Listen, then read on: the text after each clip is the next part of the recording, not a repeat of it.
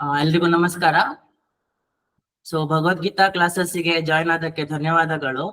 ನಮ್ಮೊಂದಿಗೆ ಡಾಕ್ಟರ್ ಹೇಮಂತ್ ಕಾಮತ್ ರವರು ಇದ್ದಾರೆ ಹಾಗೂ ಅವರ ಕಿರು ಪರಿಚಯವನ್ನು ಹಾಗೂ ನಿಮ್ಮೆಲ್ಲರನ್ನು ಸ್ವಾಗತಿಸಲು ಶ್ರೀಮತಿ ಸುಧಾ ಶಾನ್ಭಾಗ್ ರವರು ಮಾತನಾಡಲಿದ್ದಾರೆ. ಸುಧಾ ಶಾನ್ಭಾಗ್ ರವರು ನಮ್ಮ ಪ್ರೀತಿಯಾಗಿ ನಾವು ಸುಧಾ ಮಾಮಿ ಅಂತ ಕರಿತೇವೆ. ಸುಧಾ ಮಾಮಿ, ಪ್ಲೀಸ್ ಟೇಕ್ ಓವರ್. ನಮಸ್ಕಾರ. ಎಲ್ಲ ಭಗವದ್ಗೀತಾ ಭಕ್ತರಿಗೆ ನಮಸ್ಕಾರ. ಭಗವದ್ಗೀತಾ ಕ್ಲಾಸಸ್ ವತಿಯಿಂದ ಎಲ್ಲರಿಗೂ ಹಾರ್ದಿಕ ಸ್ವಾಗತ. ಮೊದಲೇ ನಿಶ್ಚಯಿಸಿದ ಹಾಗೆ ಇಂದು ಫೆಬ್ರವರಿ 17ರಂದು ಗೀತೆಯ ಪರಿಚಯ ಪ್ರವಚನ ಮಾಲಿಕೆಯ ಇನ್ನು ಕೆಲವೇ ಕ್ಷಣದಲ್ಲಿ ಪ್ರಾರಂಭವಾಗುವುದು. ಪ್ರಸ್ತುತಪಡಿಸುವವರು ಕಾರವಾರದ ಡಾಕ್ಟರ್ ಹೇಮಂತ್ ಕಾಮತ್ ಅವರು. ಇವರು ವೈದ್ಯರಾಗಿ ಆಧ್ಯಾತ್ಮಿಕ ಜೀವನವನ್ನು ನಡೆಸುತ್ತಿದ್ದಾರೆ. ಇವರು ತಮಿಳುನಾಡಿನ ಆಣೆಕಟ್ಟೆಯ ಹರ್ಷ ವಿದ್ಯಾಪೀಠ ಗುರುಕುಲ ಆಚಾರ್ಯ ಮಾರ್ಗದರ್ಶನದಲ್ಲಿ ತರಬೇತಿ ಹೊಂದಿದ್ದು, ಸದ್ಯಕ್ಕೆ ಚೆನ್ನೈನಲ್ಲಿ ಶ್ರೀ ಪರಮಾರ್ಥಾನಂದ ಸ್ವಾಮೀಜಿಯವರ ಮಾರ್ಗದರ್ಶನದಂತೆ ಉಪನಿಷತ್ ಮತ್ತು ಭಗವದ್ಗೀತೆ ಅಭ್ಯಾಸವನ್ನು ಮಾಡುತ್ತಲಿದ್ದಾರೆ.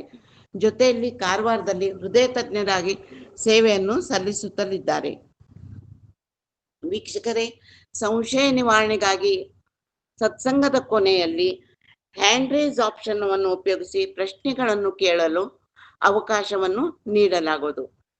ಡಾಕ್ಟರ್ ಹೇಮಂತ್ ಕಾಮತ್ ಅವರೇ, ನಮಸ್ಕಾರ. ನಮಸ್ಕಾರ. ಭಗವದ್ಗೀತಾ ಕ್ಲಾಸಸ್ ವತಿಯಿಂದ ತಮಗೆ ಹಾರ್ದಿಕ ಸ್ವಾಗತ. ಇನ್ನು ಸತ್ಸಂಗವನ್ನು ಪ್ರಾರಂಭಿಸಬೇಕಾಗಿ ತಮ್ಮನ್ನು ವಿನಂತಿಸುತ್ತೇನೆ.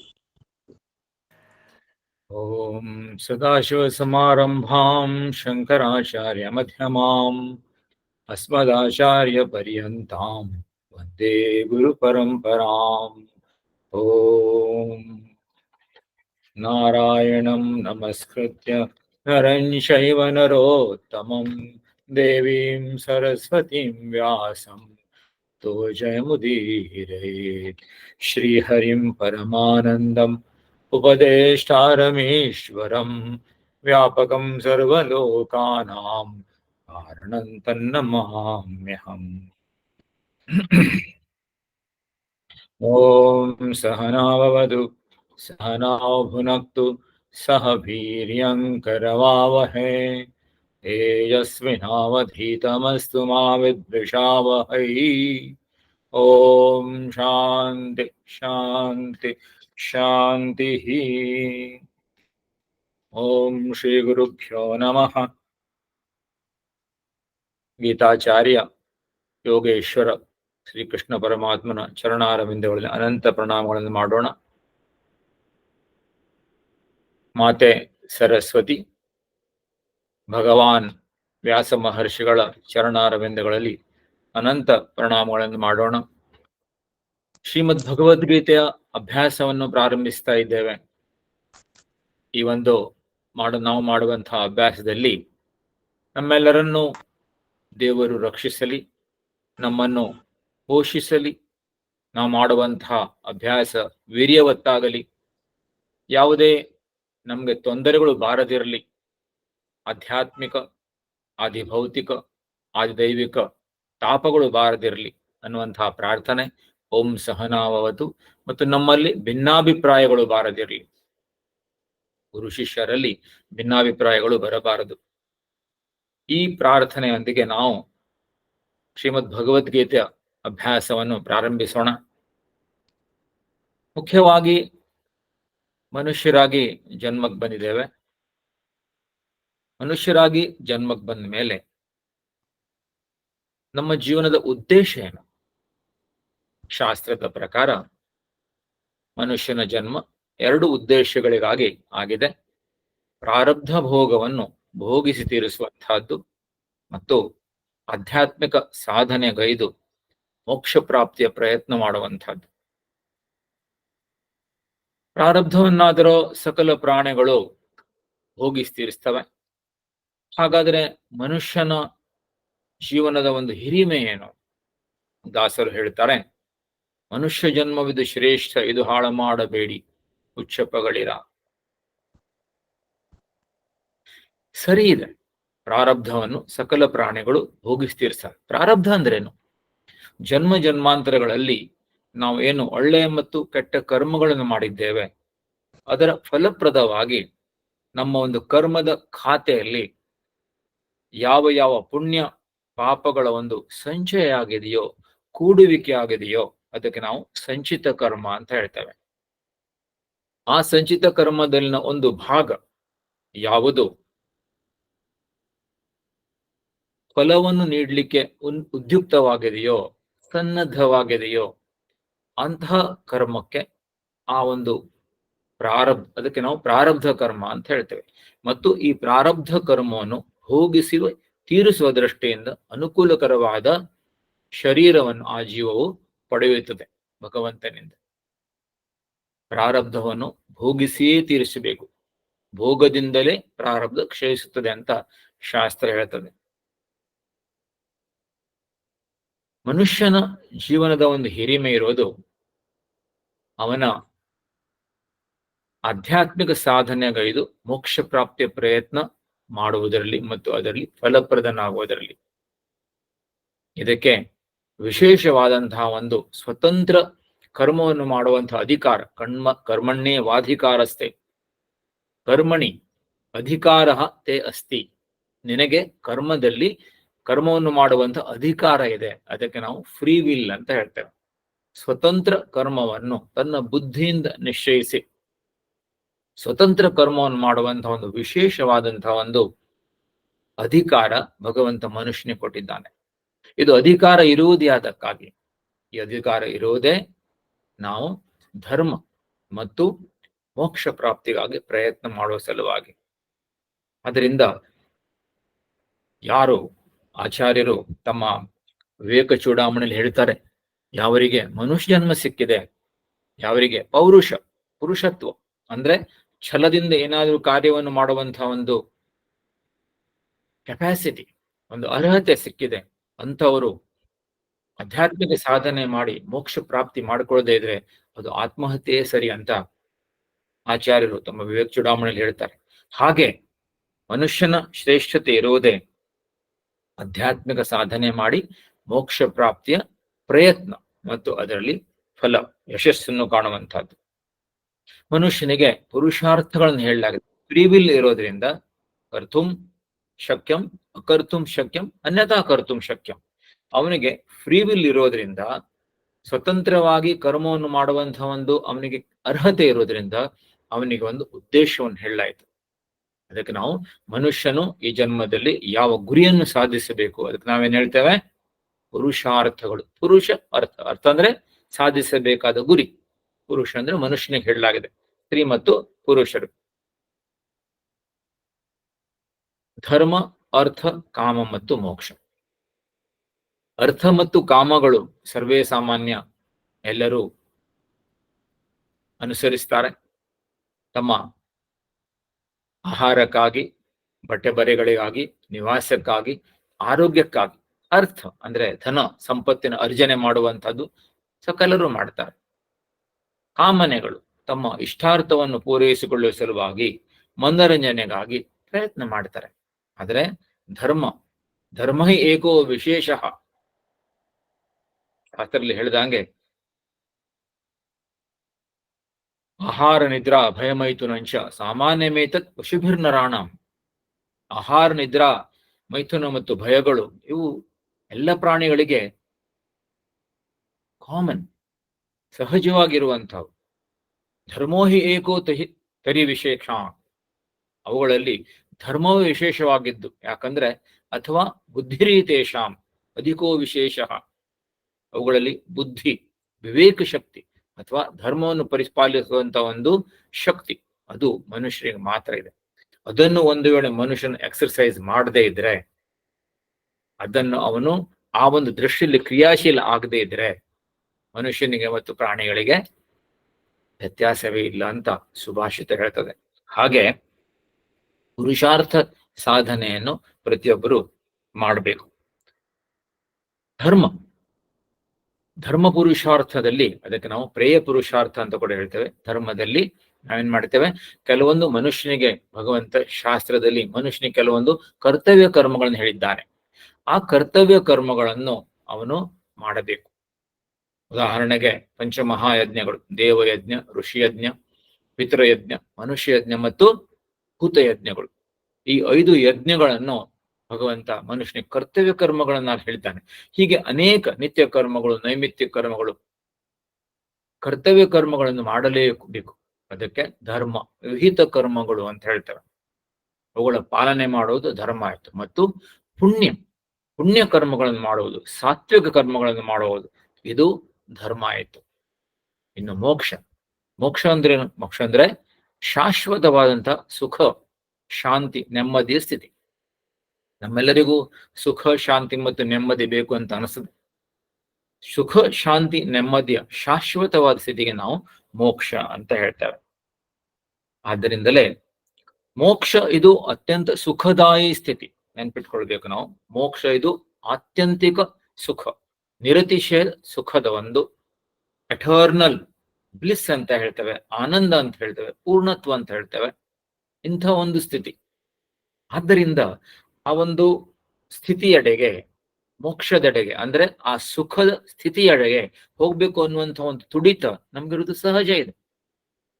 ಈ ತುಡಿತದಿಂದಲೇ ಪ್ರತಿಯೊಬ್ಬ ವ್ಯಕ್ತಿಗೆ ಅಥವಾ ಪ್ರಾಣಿಗಳು ಕೂಡ ಸದಾಕಾಲ ಸುಖವೇ ಬೇಕು ಅಂತ ಅನಿಸ್ತದೆ. ಒಂದು ಪ್ರಾಣಿ ಬಿಸಿಲಲ್ಲಿ ಕೂತಿದ್ರೆ ಅದು ನೆರಳಿನಲ್ಲಿ ಬಂದು ಕೂತ್ಕೊಳ್ತದೆ. ಯಾಕಂದ್ರೆ ಬಿಸಿಲಿನಲ್ಲಿ ದುಃಖ ಇದೆ, ನೆರಳಿನಲ್ಲಿ ಸುಖ ಇದೆ. ಸುಖದ ಕಡೆಗೆ ಹೋಗುವಂತಹ ಒಂದು ಸಹಜವಾದಂತಹ ಒಂದು ತುಡಿತ ಸಕಲ ಪ್ರಾಣಿಗಳಿಗಿದೆ, ಮನುಷ್ಯನಿಗೂ ಇದೆ. ಇದರ ಉದ್ದೇಶ ಇಷ್ಟೇ. ಅಲ್ಲಿರುವುದು ನಮ್ಮ ಮನೆ, ಬಂದೆ ಇಲ್ಲಿ ಸುಮ್ಮನೆ. ದಾಸರು ಹೇಳ್ದಂಗೆ ಮನೆ ಇಲ್ಲಿಯೇ ಇದೆ. ಏನದು ಮನೆ? ಅದು ಸುಖದ ಒಂದು ಪರಂಧಾಮ, ನಿತ್ಯ ಸುಖದ ಪರಂಧಾಮ. ಆ ಪರಂಧಾಮದ ಕಡೆ ಹೋಗಬೇಕು ಅನ್ನೋ ತುಡಿತ ಇರುವುದರಿಂದಲೇ ನಾವು ಸುಖದ ಅನ್ವೇಷಣೆಯಲ್ಲಿ ಇದ್ದೇವೆ. ಹಾಗಾದ್ರೆ ಸುಖ ಎಲ್ಲಿದೆ? ಚಿಂತನೆ ಮಾಡಿದ್ರೆ ಸುಖವು 2 ರೀತಿಯಿಂದ ನಾವು ವಿಶ್ಲೇಷಣೆ ಮಾಡ್ತೇವೆ: ಬಾಹ್ಯ ಸುಖ ಮತ್ತು ಆಂತರಿಕ ಸುಖ. ಬಾಹ್ಯ ಸುಖ ಎಂದರೆ ವಿಷಯ ಸುಖ, ವಿಷಯಾಧಾರಿತ ಸುಖ, ವಿಷಯಾನಂದ ಅಂತ ಹೇಳ್ತೇವೆ. ಜಗತ್ತು, ವ್ಯಕ್ತಿಗಳು, ವಿಷಯಗಳು, ಸನ್ನಿವೇಶಗಳು, ಇವುಗಳ ಸಂದರ್ಭದಲ್ಲಿ ನಾವು ಶಬ್ದ, ಸ್ಪರ್ಶ, ರೂಪ, ರಸ, ಗಂಧಾತ್ಮಕ ವಿಷಯಗಳನ್ನು ಇಂದ್ರಿಯಗಳು ಗ್ರಹಿಸಿ ಮನಸ್ಸಿನ ಮುಖಾಂತರ ಅದಕ್ಕೆ ಸುಖಕರವಾದ ಸಂವೇದನೆ, ಅನುಕೂಲಕರವಾದ ಸಂವೇದನೆಗಳನ್ನು ನೀಡಿದಾಗ ನಮ್ಗೆ ಸುಖ ಅನಿಸ್ತದೆ. ಆದ್ರೆ ಇದರಲ್ಲಿ ವಿಷಯ ಸುಖ, ಇದು ಬಾಹ್ಯ ಸುಖ ಆಯಿತು. ಅದಕ್ಕೆ ನಾವು ವಿಷಯ ಆಧಾರಿತವಾಗಿರುವುದರಿಂದ ಅದಕ್ಕೆ ನಾವು ವಿಷಯಾನಂದ ಅಂತ ಹೇಳ್ತೇವೆ. ಇದರ ಹೊರತಾಗಿ ಇನ್ನೊಂದು ಸುಖ ಇದೆ, ಅದಕ್ಕೆ ನಾವು ಆಂತರಿಕ ಸುಖ. ಇದು ಬಾಹ್ಯ ಸುಖ ಆಯಿತು, ಇನ್ನೊಂದು ಆಂತರಿಕ ಸುಖ ಇದೆ, ಅದಕ್ಕೆ ಆತ್ಮಜ್ಞಾನದಿಂದ ಸಿಗುವಂತಹ ಸುಖ, ಆತ್ಮಾನಂದ ಅಂತ ಹೇಳ್ತೇವೆ, ಜ್ಞಾನಾನಂದ ಅಂತ ಹೇಳ್ತೇವೆ. ಬಹುತಾಂಶ ಜನರು, ಬಹುತಾಂಶ 1999 ಜನ ಬಾಹ್ಯ ಸುಖದಲ್ಲಿ, ಬಾಹ್ಯ ಸುಖವನ್ನು ಪಡೆಯುವುದರಲ್ಲಿ ತಲ್ಲೀನರಾಗಿದ್ದೇವೆ. ಯಾವನೋ ಒಬ್ಬನು ಮಾತ್ರ ಆಂತರಿಕ ಸುಖಕ್ಕಾಗಿ ಪ್ರಯತ್ನ ಮಾಡ್ತಾನೆ. ಇದಕ್ಕೆ ಕಾರಣ ಏನು? ಮುಖ್ಯವಾಗಿ ಇದಕ್ಕೆ ಕಾರಣ ವಿಶ್ಲೇಷಣೆ ಮಾಡಿದಾಗ ಕಠೋಪನಿಷತ್ನಲ್ಲಿ ಯಮಧರ್ಮರಾಯ, ಗುರು ಯಮಧರ್ಮರಾಯ ಶಿಷ್ಯನಾದ ನಚಿಕೇತಸ್ನಿಗೆ ಹೇಳ್ತಾನೆ: ಪರಾಂಶಿಖಾನಿ ವ್ಯತರಣ ಸ್ವಯಂಭೂ ತಸ್ಮಾತ್ ಪರಾಂ ಪಶ್ಯತಿ ನಾಂತರಾತ್ಮನ್. ಸ್ವಯಂಭೂ ಬ್ರಹ್ಮದೇವನು ಉತ್ಪತ್ತಿ ಮಾಡುವಾಗಲೇ ನಮ್ಮ ಇಂದ್ರಿಯಗಳನ್ನು ಬಹಿರ್ಮುಖ ಮಾಡಿದ್ದಾನೆ. ಕಣ್ಣುಗಳು, ಕಿವಿಗಳು ಎಲ್ಲ ಜ್ಞಾನೇಂದ್ರಿಯಗಳು, ಪಂಚಜ್ಞಾನೇಂದ್ರಿಯಗಳು ಅವು ಬಹಿರ್ಮುಖವಾಗಿದ್ದಾವೆ. ಕಣ್ಣು ಬಿಟ್ಟುಕೊಡ್ಲೆ ಹೊರಗಿನ ಜಗತ್ತೇ ಕಾಣ್ತದೆ. ಕಿವಿಗಳಂತೂ ಸದಾಕಾಲ ಅವು ಹೊರಗಡೆನೇ ಇದ್ದಾವೆ. ಆದ್ದರಿಂದ ಸಹಜವಾಗಿಯೇ ಮನಸ್ಸು ಇಂದ್ರಿಯಗಳ ಮೂಲಕ ಬಹಿರ್ಮುಖವಾಗಿದೆ. ಇದು ಬಾಹ್ಯ ಜಗತ್ತಿನಲ್ಲಿ ನಾವು ಸುಖವನ್ನು ಅರಿಸ್ಲಿಕ್ಕೆ ಒಂದು ಮುಖ್ಯವಾದಂತಹ ಒಂದು ಕಾರಣ. ಎರಡನೆಯದಾಗಿ ಅಜ್ಞಾನ. ಆಂತರಿಕವಾಗಿರುವಂತಹ ಒಂದು ಆತ್ಮಜ್ಞಾನವಂತಹ ಒಂದು ಎಂದಿಗೂ ಬತ್ತದೇ ಇರುವಂತಹ ಅತ್ಯಂತ ಶ್ರೇಷ್ಠ ಮಟ್ಟದ ಒಂದು ಆನಂದದ ಮಹಾಸಾಗರವೇ ಆಂತರ್ಯದಲ್ಲಿ ಇದೆ ಅನ್ನುವಂತಹ ಒಂದು ಜ್ಞಾನವಿಲ್ಲ, ಅಜ್ಞಾನ ಇದೆ. ಆದ್ದರಿಂದಲೇ ಬಹುತಾಂಶ ಜನರು ಹೊರಗಿನ ಜಗತ್ತಿನಲ್ಲಿ ಸುಖವನ್ನು ಅರಸ್ತಾರೆ ಮತ್ತು ಬಹು ಜನರನ್ನು ಅನುಕರಣೆ ಮಾಡುವುದು ನಮ್ದು ಸ್ವಭಾವವಿದೆ. ಆದ್ರಿಂದ ನಾವು ಅವರಂತೆ ಮಾಡ್ತೇವೆ. ಒಬ್ಬ ಭಿಕ್ಷುಕನಿದ್ದನಂತೆ. ಊರ ಹೊರಗಿನ ದಾರಿಯ ಪಕ್ಕದಲ್ಲಿ ಅವನೊಂದು ಚಿಕ್ಕ ಗುಡಿಸಲು, 1 ಗುಂಟೆ 2 ಗುಂಟೆ ಜಾಗದಲ್ಲಿ ಚಿಕ್ಕ ಒಂದು ಗುಡಿಸಲಿರಬೇಕು. ಅವನು ದಿನಾಲು ಬೆಳಿಗ್ಗೆ ಎದ್ದುಕೊಂಡವನು ಭಿಕ್ಷೆಗಾಗಿ ಊರಲ್ಲಿ ಹೋಗ್ತಿದ್ದ. ಸಂಜೆಗೆ ಭಿಕ್ಷೆ ಬೇಳೆ ಬಂದಂತಹ ಏನು ತಂದಿದ್ದಾನೆ ಅದನ್ನು ತಿಂದುಕೊಂಡು ಅಲ್ಲಿ ಉಳಿತಿದ್ದ. ಒಂದಿನ ಆ ರಸ್ತೆಯಿಂದ ಒಬ್ಬ ನಿಧಿ ಶೋಧಕ, ತಮ್ಗೆ ಗೊತ್ತಿರಬಹುದು ಜಲಶೋಧಕರಿರ್ತಾರೆ. ಅಂದ್ರೆ ನಾವೊಂದು ಜಾಗೆಯಲ್ಲಿ ಬಾವಿ ಹೊಡಿಬೇಕು ಅಂತ ಇದ್ದಾಗ ಎಲ್ಲಿ ಹೊಡೆದ್ರೆ ನೀರು ಬೇಗ ಸಿಗ್ಬಹುದು, ಒಳ್ಳೆ ನೀರಿನ ಒಂದು ಝರಿ ಎಲ್ಲಿದೆ ಅನ್ನೋದನ್ನು ಅವರು ಕಂಡು ಹಿಡಿತಾರೆ. ಅದಕ್ಕೆ ಅವ್ರಲ್ಲಿ ಒಂಥರದೊಂದು ಬೆತ್ತ ಇರ್ತದೆ.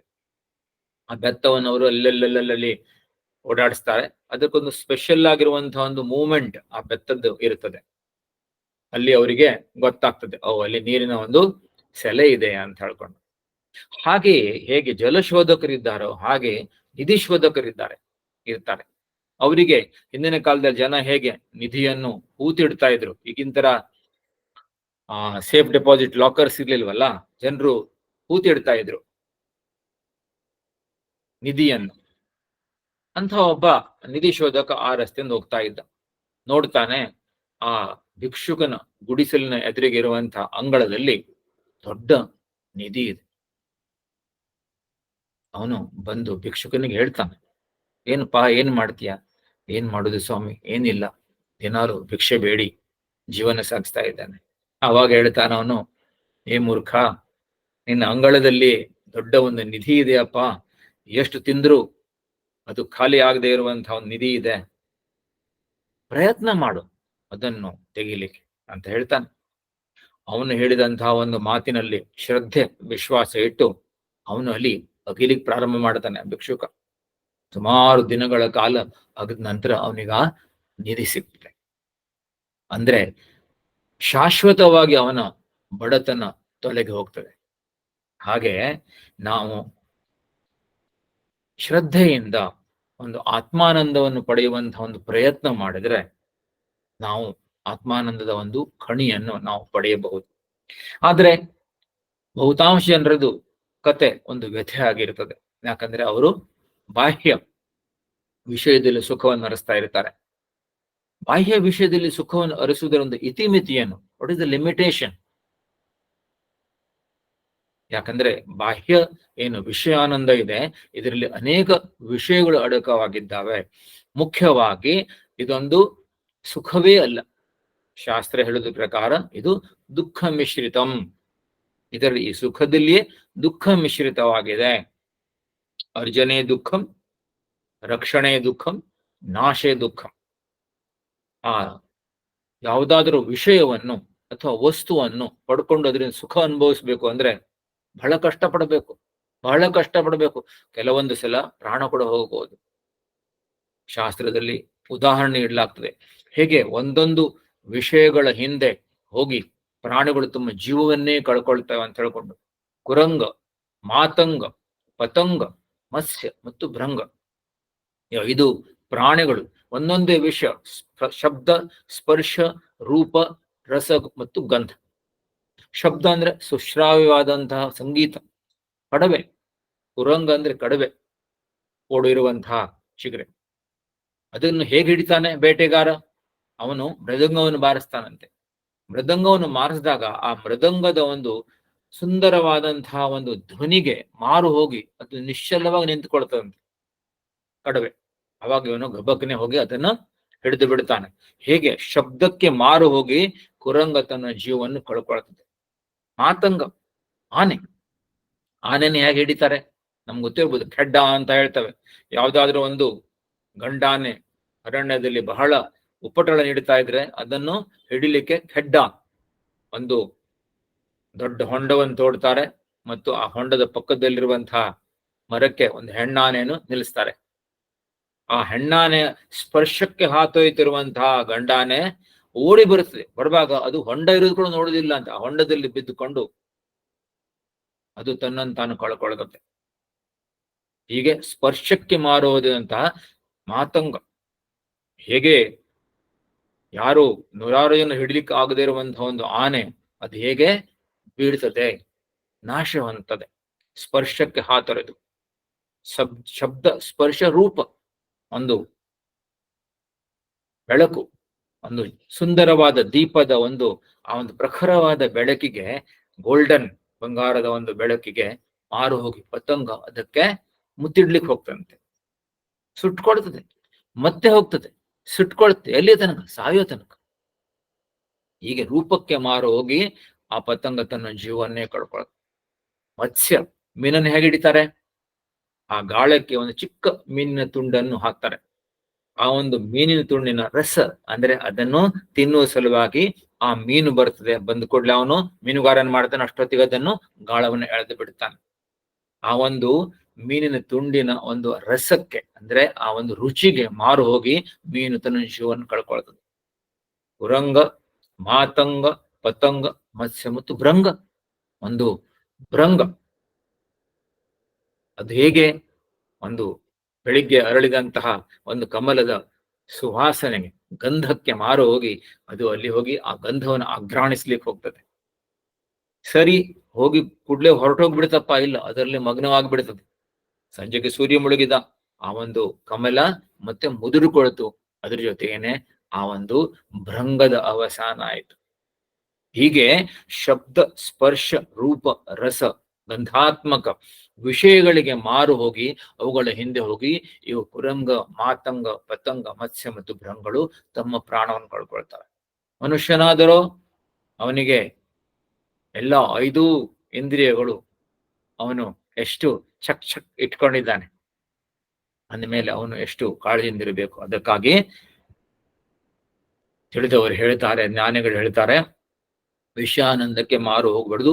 ದುಃಖ ಮಿಶ್ರಿತಂ, ಅರ್ಜನೆ ದುಃಖಂ. ಗಳಿಸ್ಲಿಕ್ಕೆ ದುಃಖ ಇದೆ, ಗಳಿಸಿದ ನಂತರ ಅದನ್ನ ರಕ್ಷಣೆ ಮಾಡಬೇಕು. ಯಾರಿಗಾದ್ರೂ ಫಸ್ಟ್ ರ್ಯಾಂಕ್ ಬಂತು ಅಥವಾ ವಿಶ್ವ ಸುಂದರಿ ಆದ್ಲು, ಅದನ್ನ ಗಳಿಸ್ಲಿಕ್ಕೆ, ಅದನ್ನ ಮೇಂಟೈನ್ ಮಾಡ್ಲಿಕ್ಕೆ ಎಷ್ಟು ಕಷ್ಟ ಪಡಬೇಕು. ರಕ್ಷಣೆ ದುಃಖ. ಮತ್ತು ಯಾವುದು ಬಂದಿದೆಯೋ ಅದು ಒಂದಿನ ಹೋಗ್ಲಿಕ್ಕೆ ಇದೆ. ನಾಶವಾದಾಗ ಎಷ್ಟು ದುಃಖ ಆಗ್ತದೆ. ಅದರಿಂದ ಅರ್ಜನೆ ದುಃಖಂ, ರಕ್ಷಣೆ ದುಃಖಂ, ನಾಶೇ ದುಃಖಂ. ಇದು ವಿಷಯಾನಂದದ ಒಂದು ಇತಿಮಿತಿ ನಾನು ನಿಮ್ಗೆ ಹೇಳ್ತಾ ಇದ್ದೇನೆ. ಎರಡನೇದಾಗಿ ಅತೃಪ್ತಿಕರತ್ವಂ. ಎಷ್ಟೇ ಬಾಹ್ಯ ವಿಷಯಗಳನ್ನ ಪಡ್ಕೊಂಡ್ರು ಕೂಡ ನಮ್ಗೆ ತೃಪ್ತಿ ಅನ್ನೋದಿಲ್ಲ. ಯಾಕಂದ್ರೆ ತೃಪ್ತಿನೇ ಇಲ್ಲ. ಅಸಜ್ಜಡ ದುಃಖ ಸ್ವರೂಪವಾಗಿರುವಂತಹ ಈ ಒಂದು ಜಗತ್ತು ಅಥವಾ ಜಗತ್ತಿನ ವಿಷಯಗಳು ನಮ್ಗೆ ಶಾಶ್ವತವಾದ ಸುಖವನ್ನು ನೀಡ್ಲಾರು. ಅದು ಅತೃಪ್ತಿಕರ. ಒಂದು ಸ್ವಲ್ಪ ತಿಂದ್ರೆ ಇನ್ನೂ ಬೇಕು ಅಂತ ಅನಿಸ್ತದೆ, ಇನ್ನೂ ತಿಂದ್ರೆ ಇನ್ನೂ ಬೇಕು ಅನಿಸ್ತದೆ. ಅದಕ್ಕೇನು ಹೇಳ್ತಾರೆ, ಅಬ್ಸ್ಟಿನೆನ್ಸ್ ಇಸ್ ಬೆಟರ್ ದನ್ ಇಂಟೆಲಿಜೆನ್ಸ್. ಎಷ್ಟು ವಿಷಯ ಭೋಗಗಳನ್ನು ನಾವು ಪಡ್ಕೊಳ್ಳಿಕ್ ಪ್ರಯತ್ನ ಮಾಡ್ತೇವೆ ಅವು ಇನ್ನಷ್ಟು ಮುಗಿಲೇಳ್ತವೆ. ಅದರಿಂದ ತೃಪ್ತಿ ಎಂದೂ ಇಲ್ಲ. ಆದ್ರಿಂದ ನಾವು ಜೀವನದಲ್ಲಿ ಎಷ್ಟು ವಸ್ತುಗಳನ್ನು ಒಟ್ಟು ಮಾಡ್ತಾ ಹೋಗ್ತೇವೆ, ಜೀವಿತದ ಕೊನೆಯಲ್ಲಿ ಇನ್ನೂ ಅನೇಕ ಆಸೆಗಳು ಉಳ್ಕೊಳ್ತಾವೆ. ತೃಪ್ತಿನೇ ಇಲ್ಲ. ಒಬ್ಬನು ಮನೆ ಕಟ್ತಾನೆ, ಆದ್ರೆ ಅವನು ಮನೆ ಪಕ್ಕದಲ್ಲಿ ಇನ್ನೊಬ್ಬನು ಇನ್ನೂ ದೊಡ್ಡ ಮನೆ ಕಟ್ತಾನೆ, ಆಯ್ತು, ಇವಂದು ಎಲ್ಲ ಖುಷಿ ಹೋಗ್ಬಿಡುತ್ತೆ. ಹೀಗೆ ಅತೃಪ್ತಿಕರದು. ಮುಂದೆ ಬಂಧಕತ್ವಂ. ಈ ವಿಷಯ ಸುಖ ಏನಿದೆ, ವಿಷಯಗಳು ಸುಮ್ಮನೆ ಬಿಡುದಿಲ್ಲ ನಮ್ಮನ್ನ. ಪ್ರಾರಂಭದಲ್ಲಿ ಅವು ನಮ್ಗೆ ಸ್ವಲ್ಪ ಸುಖ ನೀಡ್ದಂಗ್ ಮಾಡ್ತವೆ, ಆಮೇಲೆ ಅವು ಬಂಧಿಸ್ತವೆ. ಒಂದು ಚಹದ ಒಂದು ಚಟ ಇರ್ಬೋದು, ಕಾಫಿ ಚಟ ಇರ್ಬೋದು, ಮಾದಕ ವಸ್ತುಗಳ ಚಟ ಇರ್ಬೋದು. ಪ್ರಾರಂಭದಲ್ಲಿ ಅವು ನಮ್ಗೆ ಸ್ವಲ್ಪ ಸುಖ ನೀಡ್ದಂಗ್ ಮಾಡ್ತವೆ, ಆಮೇಲೆ ಅವು ನಮ್ಮನ್ನು ಬಂಧಿಸ್ತವೆ. ಆದ್ರಿಂದ ಬಂಧಕತ್ವಂ ಇದು ಬಹಳ ಹಾಳು. ಅದಕ್ಕೆ ರಾಗ ಅಂತ ಹೇಳ್ತೇವೆ. ಬಾಹ್ಯ ವಿಷಯಗಳ ಮೇಲೆ ಸುಖಕ್ಕಾಗಿ ಅವಲಂಬಿಸುವುದು ಇದು ಬಹಳ ತಪ್ಪಿನ ಒಂದು ಕೆಲಸ. ಭಗವಂತ ಶ್ರೀಮದ್ ಭಗವದ್ಗೀತೆಯಲ್ಲಿ ಉದ್ದಕ್ಕೂ ರಾಗದ ವಿಷಯ ಮಾತಾಡ್ತಾನೆ. ಹೇಗೆ ರಾಗ ಅಂದ್ರೆ ಯಾವುದಾದ್ರೂ ನಮ್ಮ ಸುಖಕ್ಕಾಗಿ ಬಾಹ್ಯ ವಿಷಯಗಳನ್ನು ಅವಲಂಬಿಸುವುದಕ್ಕೆ ನಾವು ರಾಗ, ತಾದಾತ್ಮ್ಯತೆ ಅಂತ ಹೇಳ್ತೇವೆ, ಅಥವಾ ಅಟ್ಯಾಚ್ಮೆಂಟ್ ಅಂತ ಹೇಳ್ತೇವೆ. ಈ ಅಟ್ಯಾಚ್ಮೆಂಟ್ ಒಂದು ಎಷ್ಟು ಹಾಳು ಅಂದ್ರೆ, ಯಾವಾಗ ಅದು ನಮ್ಮಿಂದ ದೂರ ಹೋಗ್ಬಹುದು, ನಾಶವಾಗಬಹುದು ಅನ್ನುವಂತಹ ಒಂದು ನಾಶ ಆದಾಗಂತೂ ಆಯ್ತಲ್ಲ, ಆ ಊಹೆಯಿಂದಲೇ ಕೂಡ ನಮ್ಗೆ ದುಃಖ ಆಗ್ಬಹುದು. ಅರ್ಜುನನಿಗೆ ಅದೇ ಆಯ್ತು. ಮೊದಲನೇ ಅಧ್ಯಾಯದಲ್ಲಿ ಈ ತನ್ನ ಸ್ವಜನ ಬಂಧು ಬಾಂಧವರ ಜೊತೆಯಲ್ಲಿ ಯುದ್ಧ ಮಾಡಿದಾಗ ಅವರು ನಾಶವಾಗಬಹುದು, ಅವರು ಇಲ್ಲದೆ ಇರುವಂತಹ ಜಗತ್ತು ಹೇಗಿರಬಹುದು ಅನ್ನೋದನ್ನು ಊಹೆ ಮಾಡಿಯೇ ಅವನು ದುಃಖಕ್ಕೀಡಾಗ್ತಾನೆ. ಹಾಗೆ ಅರ್ಜನೆ ದುಃಖಂ, ರಕ್ಷಣೆ ದುಃಖಂ, ನಾಶೇ ದುಃಖಂ ಮತ್ತು ಬಂಧಕತ್ವ ಇದು ಬಹಳ ಮುಖ್ಯ. ಅವನು ಹೇಗೆ ಪಂಚತನ್ಮಾತ್ರಗಳು, ಮನಸ್ಸು, ನಮ್ಮ ಮನಸ್ಸೇ ನಮ್ಗೆ ಬಂಧಿಸ್ತದೆ, ಶರೀರ ನಮ್ಮನ್ನು ಬಂಧಿಸ್ತದೆ, ಹೆಂಡತಿ ಮಕ್ಕಳು ಕುಟುಂಬ ಬಂಧಿಸ್ತದೆ, ನಮ್ಮ ಉದ್ಯೋಗ ಧನ ಸಂಪತ್ತು ಬಂಧಿಸ್ತವೆ. ಆದರೆ ಇವೆಲ್ಲವುಗಳನ್ನು ನಾವು ಸವಿಬಾರದು, ಇದರಿಂದ ಸುಖ ಪಡಬಾರದು ಅಂತಲ್ಲ, ಅವುಗಳ ಮೇಲೆ ಅವಲಂಬನೆ ಮಾಡಬಾರದು. ಸ್ವಾಮಿ ಪರಮಾರ್ಥಾನಂದಜಿಯವರು ಯಾವಾಗಲೂ ಈ ವಿಷಯ ಸುಖವನ್ನು ಅವರು ಒಂದು ಕಾರ್ಡ್ಬೋರ್ಡ್ ಕುರ್ಚಿಗೆ ಹೋಲಿಸ್ತಾರೆ. ಒಂದು ಸುಂದರವಾದಂತಹ ಕಾರ್ಡ್ಬೋರ್ಡ್, ರಟ್ಟಿನಿಂದ ಮಾಡದಂತಹ ಒಂದು ಕುರ್ಚಿ, ಅದಕ್ಕೆ ಬಹಳ ಶೃಂಗಾರ ಮಾಡಲಾಗಿದೆ. ಶೃಂಗಾರ ಮಾಡಿ, ನೋಡಿ, ಅದನ್ನು ಅನುಭವಿಸಿ, ಅದನ್ನು ಸುಖ ಪಡಿ, ಅದನ್ನು ಬೇಕಾದ್ರೆ ಶೋಕೇಜ್ನಲ್ಲಿ ಇಡಿ, ಬಂದವರಿಗೆ ತೋರಿಸಿ. ಆದ್ರೆ ಒಂದು ಮಾತ್ರ ಅದರಲ್ಲಿ ಮಾಡಬೇಡಿ, ಏನು, ಅದರ ಮೇಲೆ ಕೂತ್ಕೊಳ್ಬೇಡಿ. ಅದರ ಮೇಲೆ ಕೂತ್ಕೊಂಡ್ರೆ ಬೀಳುವುದು ನಿಶ್ಚಿತ. ಆದ್ರಿಂದ ಜಗತ್ತಿನಲ್ಲಿರುವಂತ ಎಲ್ಲ ವಸ್ತುಗಳಾಗಲಿ, ವ್ಯಕ್ತಿಗಳಾಗಲಿ, ಅಥವಾ ಸನ್ನಿವೇಶಗಳಾಗಲಿ, ವಿಷಯಗಳಾಗಲಿ, ಭಾವನೆಗಳಾಗಲಿ, ಅದನ್ನು ನಾವು ಅನುಭವಿಸಬಹುದು. ಆದರೆ ಅವುಗಳ ಮೇಲೆ ನಾವು ಅವಲಂಬಿಸಬಾರದು. ಅನುಭವಿಸಬಹುದು, ಆದರೆ ಅವಲಂಬಿಸಬಾರದು. ಈ ಒಂದು ವಿಚಾರವನ್ನು ನಾವು ಮನಸ್ಸಲ್ಲಿಟ್ಕೊಳ್ಬೇಕು. ಅದಕ್ಕೇನೆ ಶಾಸ್ತ್ರ ಏನ್ ಹೇಳ್ತದೆ, ಸರ್ವಂ ಪರವಶಂ ದುಃಖಂ, ಸರ್ವಂ ಆತ್ಮವಶಂ ಸುಖಂ. ಎಲ್ಲಿಯ ತನಕ ಪರಾವಲಂಬಿ ಆಗ್ತೇವೋ ಅಲ್ಲಿ ತನಕ ದುಃಖದಲ್ಲಿರ್ತೇವೆ. ಯಾವಾಗ ಆತ್ಮನ್ನೇವಾತ್ಮನ ತುಷ್ಟ, ಭಗವಂತ ಗೀತೆಯಲ್ಲಿ ಹೇಳ್ದಂಗೆ ಆತ್ಮಾನಂದವನ್ನು ಅವಲಂಬಿಸ್ತೇವೆ, ಆವಾಗ ನಾವು ಸುಖವನ್ನು ಅನುಭವಿಸ್ತೇವೆ. ಪದೇ ಪದೇ ನಾವು ಆತ್ಮಾನಂದದ ಬಗ್ಗೆ ವಿಚಾರ ಮಾಡ್ತೇವೆ. ನಮ್ಮಲ್ಲೇ ಇರುವಂತಹ ಆತ್ಮ, ಆಂತರಿಕ ಸುಖ, ನಮ್ಮಲ್ಲೇ ಇರುವಂತಹ ಈ ಒಂದು ಶರೀರವನ್ನು ವ್ಯಾಪಿಸಿರುವಂತಹ ಆತ್ಮದ ಸ್ಥಾಯಿ ಭಾವವೇ ಆನಂದ. ಹಾಗಾದ್ರೆ ನಮ್ಗೆ ಈಗ ಆನಂದ ಅನುಭವ ಯಾಕೆ ಆಗುವುದಿಲ್ಲ ಅನ್ನೋ ಪ್ರಶ್ನೆ ಎಲ್ಲರಿಗೂ ಕಾಡ್ತದೆ.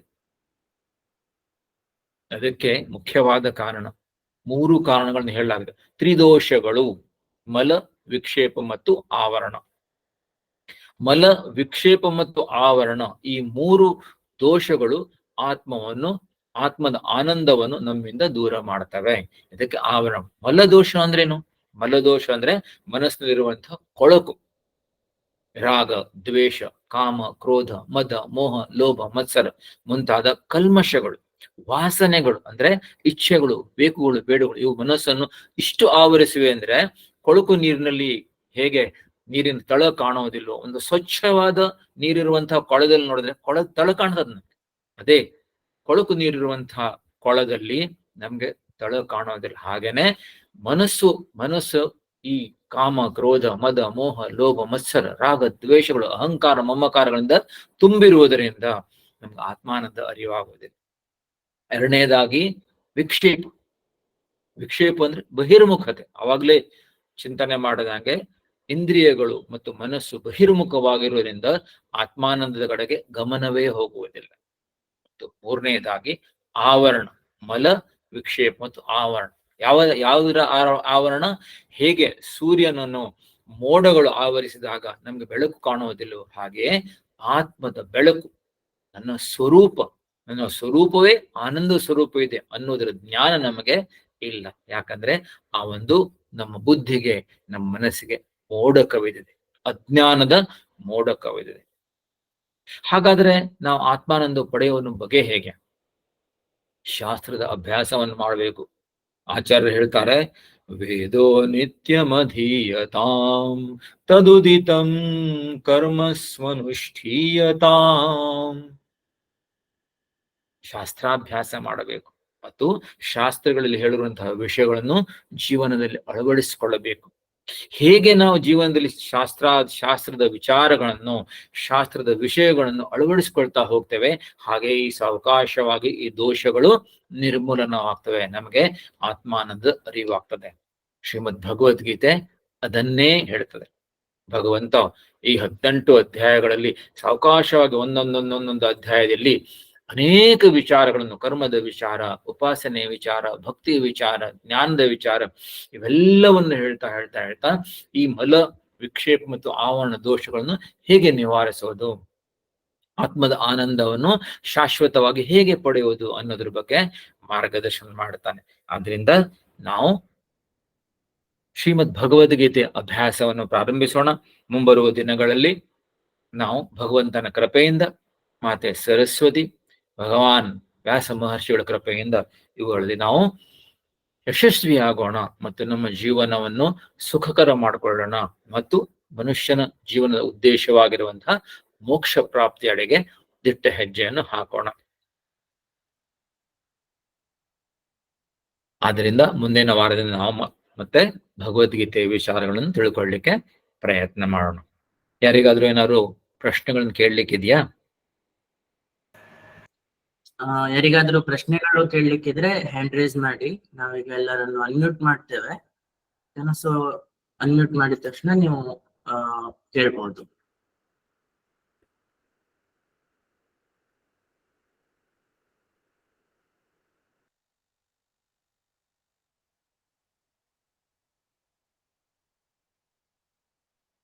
ಅವರು ಒಬ್ರು ಮಾಡಿದಾರೆ ನೋಡಿ.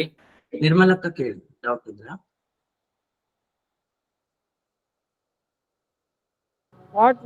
ನಮಸ್ತೆ ಡಾಕ್ಟರ್ ಮ್ಯಾಮ್. ನಮಸ್ಕಾರ. ನಮಸ್ತೆ. ಅದು ಇವತ್ತು ನೀವು ಒಂದು ಆಡಿಯೋ ಕಳಿಸಿದ್ರಲ್ವಾ, ಅದರಲ್ಲಿ ಯಜ್ಞ ಅಂತ ಹೇಳುವ ಒಂದು ಶಬ್ದಕ್ಕೆ ಒಂದ್ ಸ್ವಲ್ಪ ವಿಶ್ಲೇಷಣೆ ಕೊಟ್ರೆ ಚೆನ್ನಾಗಿರ್ತಿತ್ತು ಅಂತ. ಯಜ್ಞ ಅಂದ್ರೆ ನಿಷ್ಕಾಮವಾಗಿ ಮಾಡಿರುವಂತಹ ಯಾವುದೇ ಒಂದು ಪರೋಪಕಾರ ಕರ್ಮಕ್ಕೆ ಯಜ್ಞ ಅಂತ ಹೇಳ್ತೇವೆ. ನಿಷ್ಕಾಮವಾಗಿ ಮಾಡಿರುವಂತಹ ಅಂದ್ರೆ ಯಾವುದೇ ಒಂದು ಸ್ವಾರ್ಥ ಇಲ್ಲದೆ ಇರುವಂತಹ, ನಿಷ್ಕಾಮವಾಗಿ ಕೇವಲ ಪರೋಪಕಾರದ ಅರ್ಥದಲ್ಲಿ ಮಾಡಿರುವಂತಹ ಯಾವುದೇ ಒಂದು ಕರ್ಮಕ್ಕೆ ನಾವು ಯಜ್ಞ ಅಂತ ಹೇಳ್ತೇವೆ. ಮುಖ್ಯವಾಗಿ ನಾವು ಗೃಹಸ್ಥರಾಗಿ ಮಾಡಬೇಕಾಗಿರುವಂಥದ್ದು ಪಂಚಮಹಾಯಜ್ಞಗಳು: ದೇವಯಜ್ಞ, ಋಷಿಯಜ್ಞ, ಪಿತೃಯಜ್ಞ, ಮನುಷ್ಯಯಜ್ಞ ಮತ್ತು ಭೂತಯಜ್ಞಗಳು. ಯಜ್ಞಗಳಲ್ಲಿ ಅನೇಕ ಪ್ರಕಾರದ ಯಜ್ಞಗಳನ್ನು ಭಗವಂತ ಗೀತೆಯಲ್ಲಿ ಹೇಳ್ತಾನೆ. ದ್ರವ್ಯ ಯಜ್ಞ ಅಂದ್ರೆ ಇದೆ ಇಷ್ಟಾಪೂರ್ತಗಳು ಅಂತ ಹೇಳ್ತೇವೆ. ಇಷ್ಟ ಅಂದ್ರೆ ಶ್ರೌತ ಕರ್ಮಗಳು, ಯಜ್ಞಯಾಗಾದಿಗಳನ್ನು ಮಾಡುವಂತಹದ್ದು, ತುಪ್ಪ ವಗೇರೆ ಹವಿಸ್ಸು ವಗೇರೆ ಹಾಕಿ ಮಾಡುವಂತಹದ್ದು. ಇನ್ನು ಪರೋಪಕಾರಕ್ಕಾಗಿ ಬಾವಿಯನ್ನು ಕಟ್ಟಿಸುವ, ಅದಕ್ಕೆ ನಾವು ಪೂರ್ತ ಅಂತ ಹೇಳ್ತೇವೆ. ಶ್ರೌತ ಯಜ್ಞಗಳು ಅಂತ ಹೇಳ್ತೇವೆ, ಅಥವಾ ಶ್ರೌತ ಕರ್ಮಗಳು ಅಂತ ಹೇಳ್ತೇವೆ.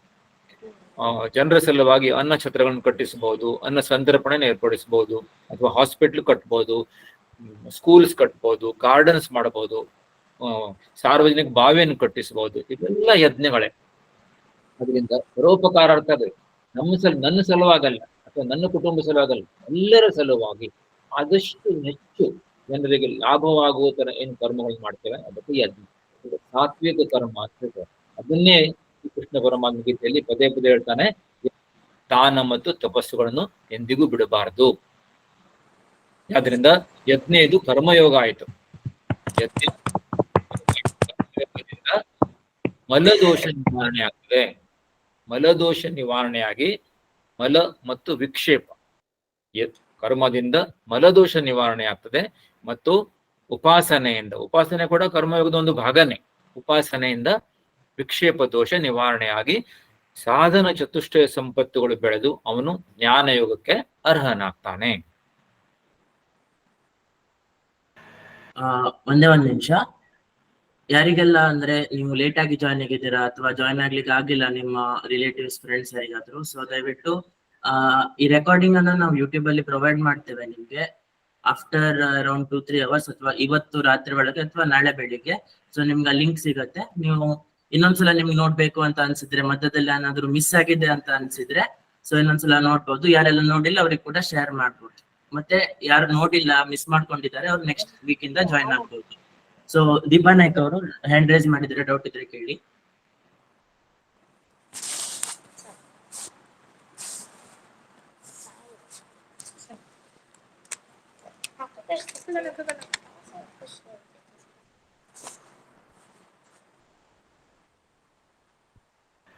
ಏನಾದ್ರು ಕೇಳಲಿಕ್ಕಿದೆಯಾ? ಗ್ರೂಪ್ ಆಡ್ ಆಗಲಿಲ್ಲ. ಸರಿ. ಇದು ಅಖಿಲ್ ಅವ್ರೆ, ಯಾರಾದ್ರೂ ಒಂದ್ ವೇಳೆ ಅವ್ರಿಗೆ ಪ್ರಶ್ನೆ ಕೇಳಬೇಕಂದ್ರೆ ನಮ್ಮ ಇದ್ರಲ್ಲಿ ಕೇಳಬಹುದು. ಅವರು ಗ್ರೂಪ್ ನಲ್ಲಿ ಕೂಡ ಕೇಳಬಹುದು. ಇಲ್ಲಾಂದ್ರೆ ನೀವು ಇಲ್ಲಿ ಸೆಂಡ್ ಮೆಸೇಜ್ ಅಂತ ಇದೆ, ಅದರಲ್ಲಿ ಕೂಡ ಕೇಳಬಹುದು. ಡೈರೆಕ್ಟ್ ಆಗಿ ಅನ್ಮ್ಯೂಟ್ ಮಾಡಿ ಕೂಡ ಕೇಳಬಹುದು. ನಿಮ್ಮ ಸಜೆಷನ್ಸ್ ಏನಾದ್ರು ಇದ್ರೆ ಹೇಳ್ಬಹುದು, ಫೀಡ್ಬ್ಯಾಕ್ ಹೇಳ್ಬಹುದು, ಅಥವಾ ನಿಮ್ಗೆ ಹೇಗೆ ಅನಿಸಿದೆ ನಿಮ್ಮ ಅನಿಸಿಕೆ ಕೂಡ ನೀವು ಇಲ್ಲಿ ಹೇಳ್ಬಹುದು ಅನ್ಮ್ಯೂಟ್ ಮಾಡಿ.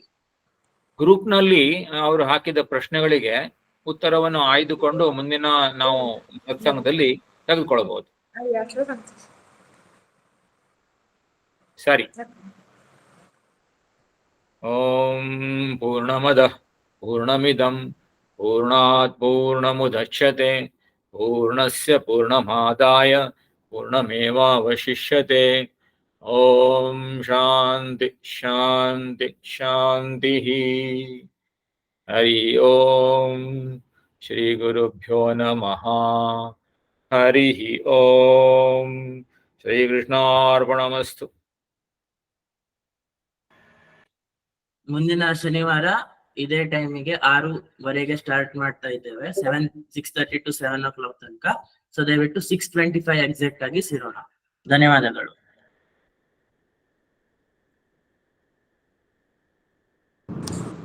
ಸುಧಾ ಮಮ್ಮಿ ಅನ್ಮ್ಯೂಟ್ ಮಾಡಿ ಮಾತಾಡ್ಬೇಕು, ಮ್ಯೂಟ್ ಇದ್ದೀರಾ?